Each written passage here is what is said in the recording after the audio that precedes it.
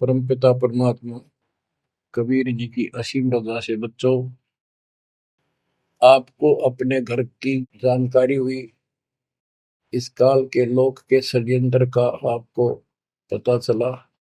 सबसे ज्यादा नुकसान आपका यदि इस जीवन में होता है वो अध्यात्म का होता है।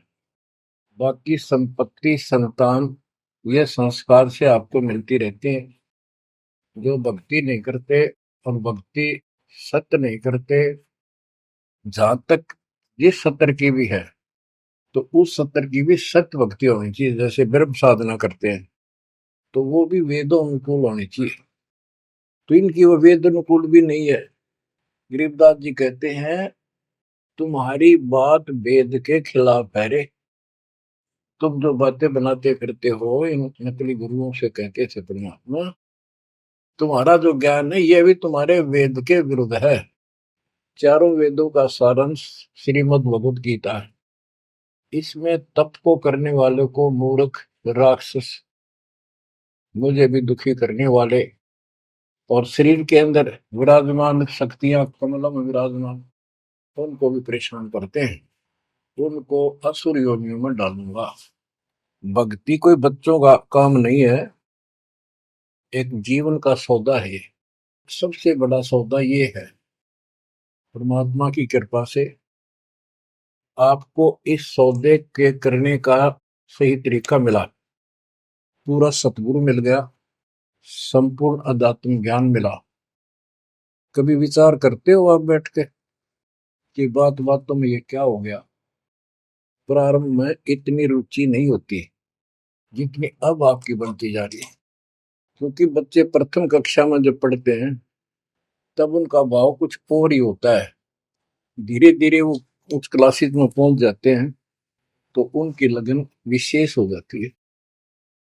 अब आपकी लगन विशेष होती जा रही है, आपका दिमाग, आपकी बुद्धि विकसित हो गई है। इसलिए आप कोशिश करते हो कि ज्यादा से ज्यादा समय भगवान की सेवा में, सुमरन में और सत्संग। जैसे अब परमात्मा की कृपा से दास ने आपको मालिक की महिमा बतानी शुरू की है, इसमें भी आप तो बहुत अच्छी रुचि ले रहे हो। तो इससे सिद्ध हो गया कि आपको ये समझ आ चुकी है कि किया जाता ये काम है। बाकी तो मजबूरी है, वो तो ना करेंगे तो तुरंत दिखाई दे नुकसान बना होगा, और इसको नहीं करेंगे अभी अध्यात्म ज्ञान से पता चलता है कि ये ना करा था कति सत्यानाश हो जाएगा, कितने योग्य नहीं रहेंगे।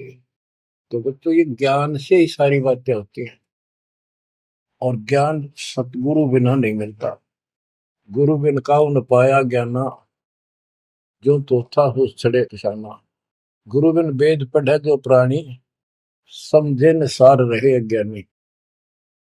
एक बात ये सिद्ध हो जाती है कि अभी तक गुरु किसी को प्राप्त नहीं था। यदि प्राप्त होता तो ये ज्ञान पहले होता हमारे पास। और जिन महापुरुषों को ज्ञान हुआ उनकी किसी ने सुनी नहीं।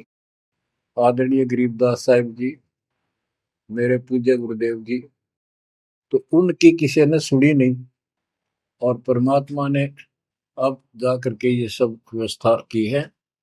उनका वचन था, जो कलयुग 5505 बीत जाएगा, 5500 वर्ष बीत जाएगा, तब अपने एक दास को भेजूंगा।